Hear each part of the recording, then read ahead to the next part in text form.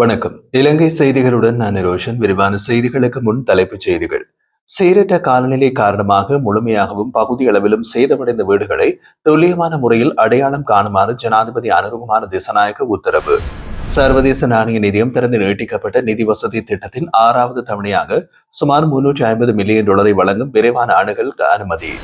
யாழ்ப்பாணம் தையிட்டு திசுவிகாரை எதிர்த்து நடைபெற்று வரும் போராட்டம் இன்று 2வது நாளாக தொடர்ந்த நிலையில் போராட்ட களத்தில் பதற்றமான சூழல். சீரற்ற வானிலை காரணமாக 1,32,000க்கும் மேற்பட்ட மின் விநியோக இணைப்புகள் செயலிழந்துள்ளதாக மின்சக்தி மற்றும் எரிசக்தி அமைச்சர் குமார் ஜெயக்கொடி தெரிவிப்பு. தொடர்வது விரிவான செய்திகள். சீரற்ற காலநிலை காரணமாக முழுமையாகவும் பகுதியளவிலும் சேதமடைந்த வீடுகளை துல்லியமான முறையில் அடையாளம் காணுமாறு வீடமைப்பு அபிவிருத்தி அதிகார சபையின் அதிகாரிகளுக்கு ஜனாதிபதி அனுருகுமார திசாநாயக்க உத்தரவிட்டார். ஜனாதிபதி அலுவலகத்தில் வீடமைப்பு அபிவிருத்தி அதிகார சபை அதிகாரிகள் மற்றும் நிதியமைச்சு அதிகாரிகளோடு இடம்பெற்ற கலந்துரையாடலின் போது அவர் இந்த பணிபுரிய வழங்கினார்.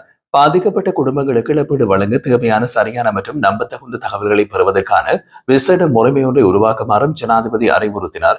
மேலும் இதுவரை செய்யப்பட்ட முதற்கட்ட கணக்கெடுப்புகளின்படி மண் சரிவுகள் காரணமாக 1289 வீடுகள் முழுமையாகவும் பகுதியளவில் 44,574 வீடுகளும் சேதமடைந்துள்ளதாக அதிகாரிகள் தெரிவித்துள்ளனர். பாதிக்கப்படக்கூடிய பகுதிகளில் வசிக்கும் மக்களை எதிர்கால அனர்த்தங்களிலிருந்து பாதுகாக்கும் வகையில் நீண்டகால தீர்வுகள் அவசியம் என்றும் ஜனாதிபதி வலியுறுத்தியுள்ளார். அண்மைய சூறாவளியால் ஏற்பட்ட பெரும் சேதத்தை அடுத்து இலங்கையின் மொத்த 1593 கிலோமீட்டர் ரயில் பாதைகளில் 478 கிலோமீட்டர் மட்டும் தற்போது பயன்படுத்தக்கூடிய நிலையில் உள்ளதாக அத்தியாவசிய சேவைகள் ஆணையாளர் ஜெனரல் PK பிரபாத் சந்திரகீர்த்தி தெரிவித்தார். புயலின் தாக்கம் காரணமாக பல மாவட்டங்களில் போக்குவரத்து, விவசாயம், மின்சாரம் மற்றும் தொலைத்தொடர்பு சேவைகள் கடுமையாக பாதிக்கப்பட்டுள்ளன என்று அவர் கூறியுள்ளார்.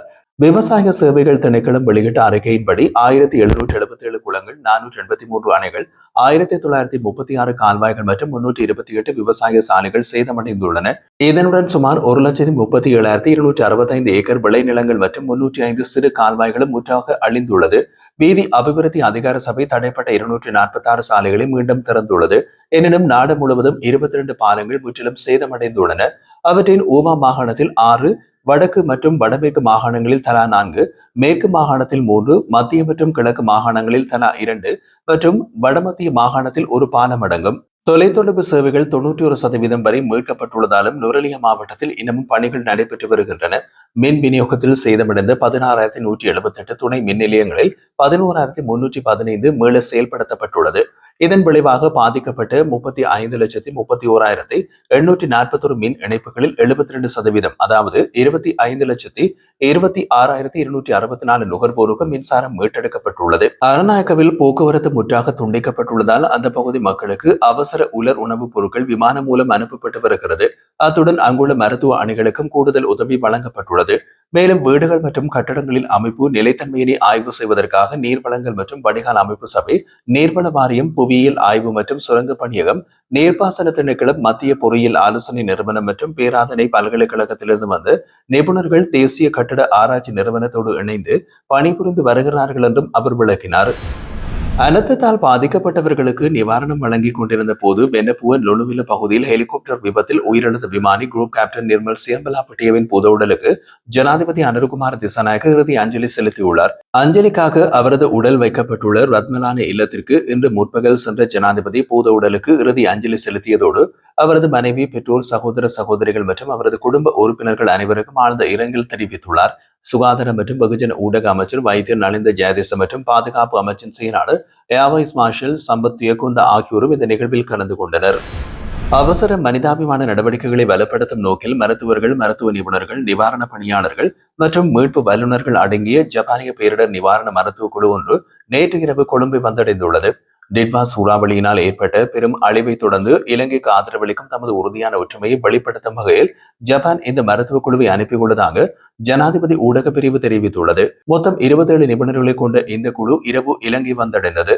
இந்த குழுவின் இன்றைய வருகை நாட்டின் தற்போதைய பேரிடர் பதிலளிப்பு மற்றும் மருத்துவ உதவி நடவடிக்கைகளுக்கு குறிப்பிடத்தக்க பங்களிப்பாகும்.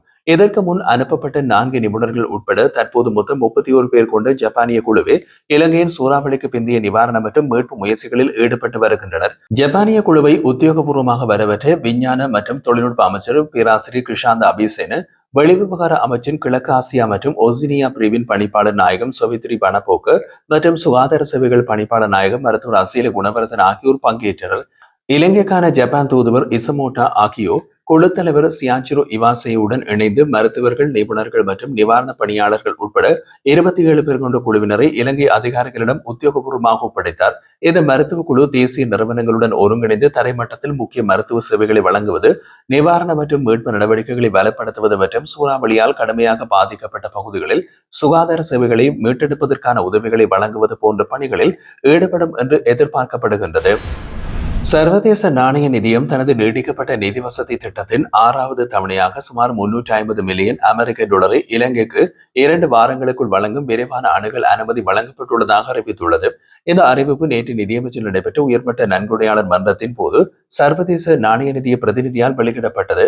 சமீபத்திய டிட்வா சூறாவளியின் தாக்கத்தை மதிப்பிடவும், தேசிய நிவாரணம், மீட்பு மற்றும் புனரமைப்பு நடவடிக்கைகளுக்கான சர்வதேச உதவிகளை ஒருங்கிணைக்கவும் இந்த மன்றத்தை நிதியமைச்சு ஏற்பாடு செய்தது. இந்த கூட்டத்தில் ராஜதந்திர பிரிவுகள், இருதரப்பு மற்றும் பலதரப்பு அபிவிருத்தி பங்காளர்கள், அத்துடன் சர்வதேச நிதி நிறுவனங்கள் கலந்து கொண்டன. இந்த சவாலான காலத்தில் இலங்கைக்கு தொடர்ந்து ஆதரவு வழங்குவதற்காக தங்களது உறுதியை அபிவிருத்தி பங்காளர்கள் மறுபடியும் வலியுறுத்தியதாக ஜனாதிபதி ஊடக பிரிவு தெரிவித்துள்ளது. சூறாவளியால் நாட்டின் பல துறைகளிலும் ஏற்பட்ட பரவலான சேதங்களை தொடர்ந்து அவசர கால நடவடிக்கைகள் இருந்து விரைவான நீண்டகால மீட்பு கட்டமைப்பு நகர்வதே அரசின் நோக்கமாக இருப்பதாகவும் திரைசேரி செயலாளர் கூட்டத்தில் விளக்கினார். உணவுப் பொருட்கள், மானியங்கள், சலுகை கடன்கள் மற்றும் குறுகிய நடுத்தர கால மனிதாபிமான உதவிகள் போன்ற உடனடி அபிவிருத்தி ஆதரவு அவசியம் என்பதை அவர் வலியுறுத்தினார். பொருளாதார துறைகள் சுருங்கி வருவது மற்றும் உள்நாட்டு கடனளிப்பு வாய்ப்புகள் குறைந்து வருவது போன்ற சூழ்நிலைகளை முன்னிறுத்தி வெளிநாட்டு நிதி ஆதரவு மிக முக்கியமானது என்பதையும் மத்திய வங்கி ஆளுநர் எடுத்துரைத்தார். இந்த நிலைமைகள் கருத்தில் கொண்டு IMF தனது நீட்டிக்கப்பட்ட நிதி வசதியின் அடுத்த தவணையை விரைவுபடுத்துவதற்கு தீர்மானித்துள்ளது. யாழ்ப்பாணம் தையிட்டி திஸ்ஸவிகாரையை எதிர்த்து நடைபெற்று வரும் போராட்டம் வந்து 2வது நாளாக தொடர்ந்த நிலையில் போராட்ட களத்தில் பதற்றமான சூழல் ஏற்பட்டது. இன்றைய பதற்றத்தின் போது அங்கு அமைக்கப்பட்டிருந்த போராட்ட கூடாரங்கள் போலீசாரால் அகற்றப்பட்டன. தையிட்டியில் சட்டவிரோதமாக அமைக்கப்பட்டுள்ளதாக கூறப்படும் திஸ்ஸவிகாரையை அகற்ற வேண்டும் என்பதையும், விகாரை அமைந்துள்ள காணி மற்றும் அதை சூழ்ந்துள்ள காணிகள் உரிமையாளர்களுக்கு மீண்டும் வழங்கப்பட வேண்டும் என்பதையும் வலியுறுத்தி நடைபெற்று வரும் இந்த போராட்டத்தின் போது சம்பவம் பதிவாகியுள்ளது. தமிழ் தேசிய மக்கள் முன்னணி மற்றும் பாதிக்கப்பட்ட பொதுமக்கள் இணைந்து மாதந்தோறும் நடத்தி வரும் இந்த தொடர் போராட்டம் நேற்றும் இன்றும் தையிட்டி திஸ்ஸவிகாரை அருகில் முன்னெடுக்கப்பட்டது. நேற்று மாலை 4 மணி முதல் 6 மணி வரையும், மேலும் பௌர்ணமி தினமான இன்றைய தினம் காலை 6 மணி தொடக்கம் மாலை 6 மணி வரையும் இந்த போராட்டம் நடைபெற திட்டமிடப்பட்டிருந்தமை குறிப்பிடத்தக்கது.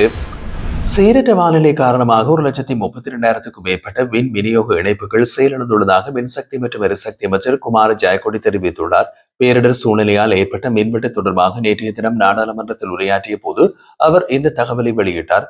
கடுமையாக சேதமடைந்த ரண்டமே, மகியங்கனி, உக்குவெல, போவதென்ன மற்றும் ஹபரண பகுதிகளில் உள்ள முக்கிய மின் விநியோக அமைப்புகளை மாற்றுவதற்காக தற்காலிக மின் கோபுரங்கள் அமைக்கப்பட உள்ளன என்றும், வரும் 10ஆம் தேதிக்குள் அந்த பகுதிகளில் மின்சாரம் மீண்டும் வழங்கப்படும் எனவும் அமைச்சர் தெரிவித்தார்.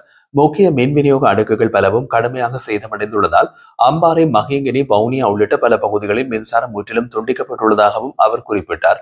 இந்த சூழ்நிலையை சமாளிக்க தற்காலிக மின் கோபுரங்கள் மற்றும் பிற மாற்று முறைகள் பயன்படுத்தப்பட்டு பாதிக்கப்பட்ட பகுதிகளுக்கு மின்சாரம் மீள வழங்கப்படும் என்று அமைச்சர் உறுதியளித்திருந்தார்.